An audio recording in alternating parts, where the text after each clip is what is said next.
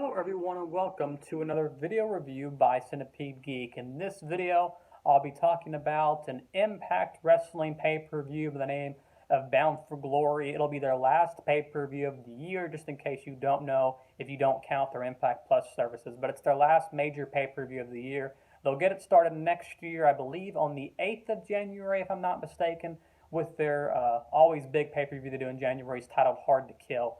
Let's talk about Bound for Glory. We started off the night with, there will be spoilers in this video, just so everyone knows. We had, and I didn't watch this first match. It was a part of the pre-show, so I won't really be talking about the review as far as the match goes. But I'll talk a little bit about my thoughts on on what they call the new Impact Digital Media Championship. It was Jordynne Grace, and I believe she was in a match with John Skyler, Crazy Steve, Fallah Bahh, Chelsea Green, and Madison Rayne in a six-way intergender match. And I guess Grace pinned Skyler in the match.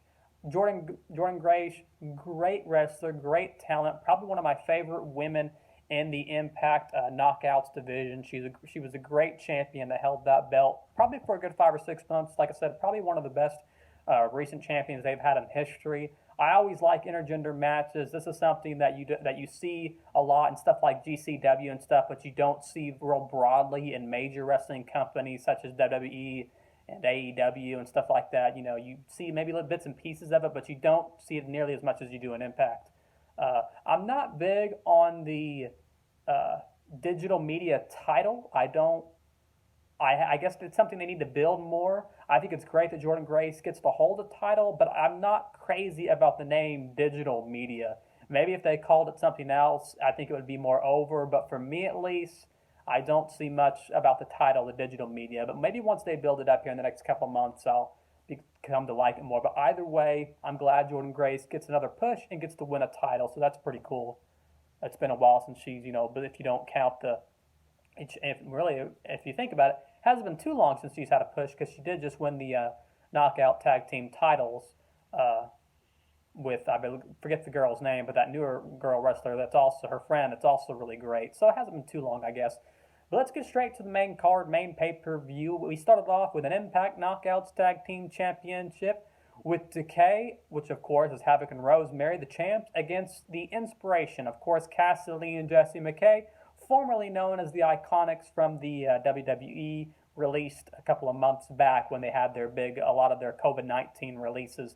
If I'm not mistaken, this was the debut of the Inspiration. They had a really cool entrance as that girl singer brought them out and sung. I believe her name is Haley Cameron, really cool singer and has a really cool voice. It was a really great entrance I like to see, and it was a great showing of Inspiration. This is one of those cases where we knew it was going to happen because since it was their debut, I believe it was their debut. Don't, correct me if I'm wrong. I haven't watched the past couple of weeks, but either way, it was their first opportunity for a championship match, so we knew they were going to win.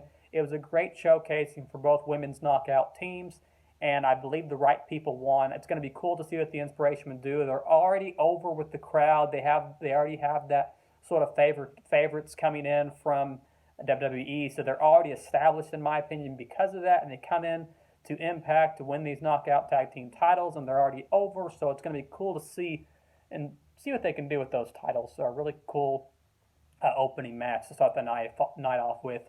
This next match is probably one of the best matches of the night in my opinion. It was a triple threat match for the X Division Championship between Trey Miguel, Steve Maclin, and El Phantasmo. This is one of those matches that I think could have went either way. Later on in the night in the card, we had the Bullet Club, which is El Phantasmo is in, compete. So they could have had him and then the Bullet Club get all the titles and then run amongst Impact, taking over the company that direction. We have Steve Maclin, a fairly new guy. He was undefeated up until this point. Still hasn't been clean pinned or even pinned at all in Impact, so he could have came in there and won, been a big powerhouse X Division champion. But in my opinion, Trey Miguel, being the one that had the most seniority on Impact, still had never won a title. I think this was definitely the right call, as there were lots of great spots in this match, lots of great flips. El Phantasmo always being sort of the cocky, big egotistical guy that he is. Always those cool spots with El Phantasmo. Like I said, Steve Maclin had some nice power spots. But I definitely think Trey Miguel was the right guy to win as he holds the most. He's been in Impact the longest, and I always thought was very underrated in this. I guess you could say. So I'm glad to see him come out on top of that match. Like I said, probably one of the best matches of the night. Uh, our next match was it was Violent by Design. It's always great to see these guys. I like the faction a lot. The group of Diener and Joe Doring with Eric Young, of course. You know, he was sidelined a while back because of an injury. Against Heath Slater and then, or Heath, I guess we can just call him Heath now. And then it was a question mark of whether or not Rhino would come back and join him and leave Violent by Design. In my opinion, this was a rather short match, but it was a fun match. It was pretty much to see whether or not Rhino was going to join back with Heath, and Rhino did, in fact, join back up with Heath, and now they're once again an established tag team. They were already an established tag team in WWE just a couple of years back, and now here they are again, ready to take over the tag team division in Impact. So it's cool to see Heath and Rhino back together. I think it's a pretty cool way to use these guys. I will say I wouldn't mind if Heath had more of the sort of free agent gimmick he had many moons, just several months back when he first came into Impact. I believe he was a bigger deal. I don't think this is now that he's back from injury, this isn't a bad way to sort of reestablish or reintroduce him to the fans, but I would like to see him kind of, get over by himself, be that, cool wrestler that he is by himself without the whole "you got kids" gimmick. I think he could be a really cool wrestler just being Heath without Rhino by his side, but I don't mind the way he's being used. Cool match. Either way, our next match was a Call Your Shot Gauntlet match. As the winner of this match, this 20-man man and women battle royale gets a trophy, and then later on down the line, they can sort of cash in who they're going to fight for the world title. And of course, if you've seen the end, then you know what happens.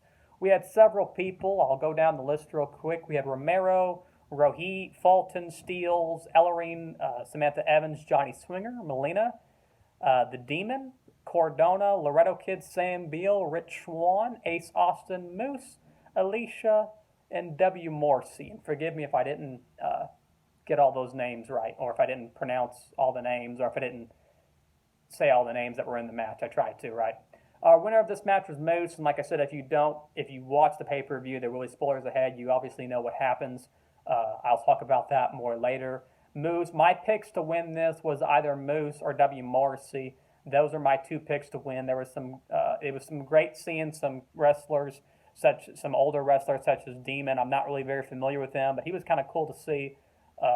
Then we had Madman Fulton. It's kind of cool to see wrestlers that don't always get highlighted, such as Madman Fulton and stuff like that. So it was cool to see, like I said, Madman Fulton and Morrissey, people you don't always see in positions like this. My pick to win, like I said, Morrissey or Moose, and of course we had Moose that won. If you give me just a second, my resources seem to have frozen up, so give me just a second to get this page reloaded, and we will get right back to it. Give me just a second. My whole resources seem to have frozen up here on I got my tablet here where I'm looking, and everything seemed to have frozen up.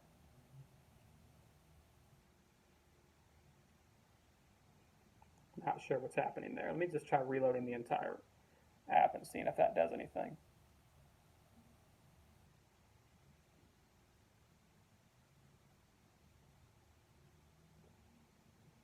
Always make sure to have something pulled up, that way if I don't want to forget a match or anything like that. Here we go. I don't know why it froze up, but either way, let's get right back into it. Give me a second to scroll down. Hopefully it'll load up. It's taken just a little bit. Not the most reliable tablet. It is probably a decade or so old. It's very old model. Next was our Tag Team Championship match. I probably could have remembered this one. It was a pretty cool match. It definitely ended a different way than I thought it would. It was the Impact World Tag Team Championship match with the Good Brothers of obviously Carl Anderson and Doc Gallows against Finn Juice of David Finlay and Juice Robinson against the Bullet Club of Chris Bay and forgive me if I pronounce this guy's name wrong, but from New Japan Pro Wrestling of Hikuleo. Like I said, forgive me if I pronounce his name wrong. This is one of those matches where I thought the Good Brothers were going to lose the titles. I wanted them to retain. but I figured Chris Bay and the Hikuleo tag team of the Bullet Club are getting pretty over. I felt like they were pretty over with the fans, so I thought they were going to hand the titles to them and the Bullet Club. Like I said, if they would have given it to uh, El Phantasmo, you would have had the Bullet Club be able to run amongst and New Japan Pro Wrestling run around and Impact. Kind of like what they did with Finlay and Robinson just a while back, except they were faces and these guys were heels, right? But ended differently than I thought. Good Brothers able to retain, and I'm glad because I like the Good Brothers a lot.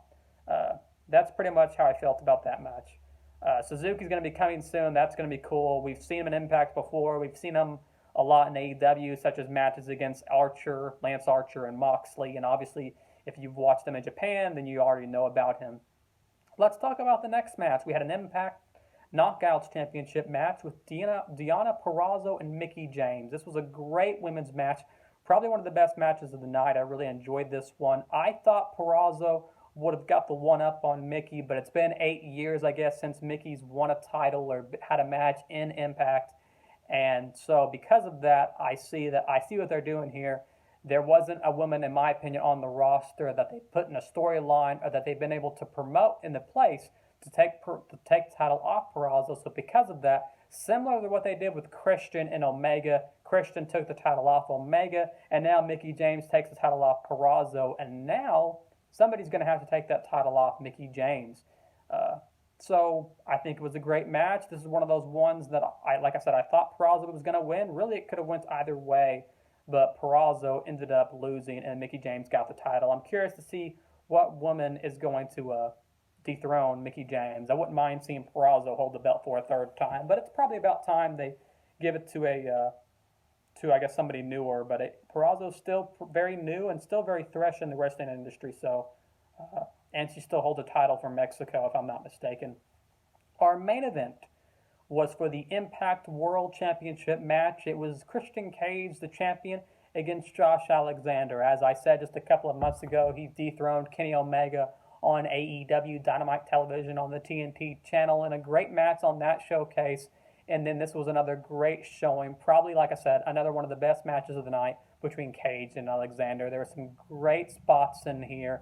Alexander really is over. He's always been over, but recently he's really solidified, since Ethan Page went to Impact, he's really solidified himself as a singles wrestler, being probably, if not, one of the best people to ever hold that X Division title. There was no one that was going to be able to dethrone him.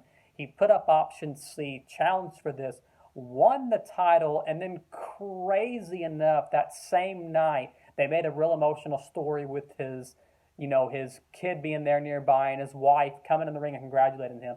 And he doesn't even hold the title for a night, doesn't even hold it for a couple of minutes or seconds as Moose comes in there and gives him the spear, the no jackhammer needed, and pins him for the 1, 2, 3. And now Moose gets in my opinion, a lot of legitimate heat and now becomes our new Impact World Champion. And it was just a crazy moment, a crazy night, and in my opinion, probably one of the best and craziest things to happen, not in just the Impact Wrestling universe, but in my opinion, the wrestling universe as a whole, as far as this whole year goes, and maybe even the past couple of years. The way they crafted this story, being real sentimental and emotional with Josh Alexander. I knew Moose would eventually cash in and be successful, but I did not think he was going to do it on that same night. So in my opinion, this will probably start a big feud between Josh and Moose. Two of my favorite wrestlers in Impact are Josh and Moose. So this is one of those ones where, I like Moose a lot. This gets Moose a lot of legitimate heat in the industry. Already had heat, but now he's got a lot of heat goes as far as the story. And I'm sure within a couple of months, Alexander and him will have an actual match or rematch, whatever you want to call it. And I'm sure Alexander will get the title back, which would make him a two-time Impact World Champion. Overall, those are my thoughts. A very cool pay-per-view. Like I said, one of the best moments was whenever Moose cashed in, because it came out of nowhere. It was a huge thing, and it just, like I said, it really was a 180 or a left field whenever he came out there and done that. Such an emotional thing for his wife and his kid to be there in the middle of the ring, and as he lays there and gets speared. So it was just a pretty crazy moment. That's my review. Very fun pay-per-view for Bound for Glory, for Impact. Like I said, next pay-per-view will be on the 8th of January, titled Hard to Kill. Thanks for watching, and as always, make sure to like, comment, and subscribe below.